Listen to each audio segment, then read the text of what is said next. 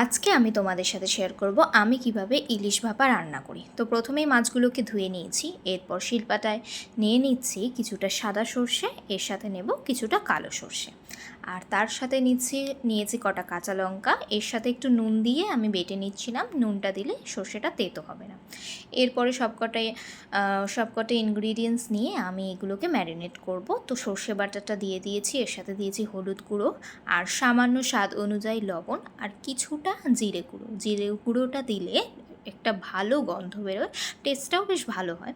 এর সাথে দিয়ে দিয়েছি কিছুটা সর্ষের তেলটা একটু বেশি করে দিলেই ভালো হয়, আর সামান্য চিনি, একদম অল্প একটু চিনি ইউজ করেছি। এরপর ভালো করে ম্যারিনেট করে নিই, খুব বেশি ভালো করে ওগুলোকে ম্যারিনেট করে নিলে ভালো হবে। এরপরে এর সাথে আমি কিছুটা জল অ্যাড করেছি।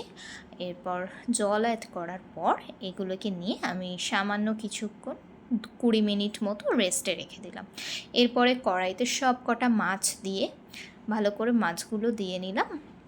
মাছগুলো দেওয়ার পরে ওই আর যেটুকু ঝোল মানে আর কি যেটা রয়েছে মশলাটা সেটুকু আমি দিয়ে দিলাম।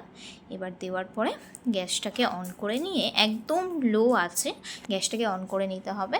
তারপরে অন করে নিয়ে আমি কিছুক্ষণ বাদে আসার পরে একটুখানি তুলে দেখলাম এটা লেগে গেছে কিনা। এরপরেই আমাদের ইলিশ মাছ রেডি হয়ে গেল। ভীষণ ভালো হয় খেতে এভাবে করলে, তোমরা একবার নিশ্চয়ই ট্রাই করে দেখো।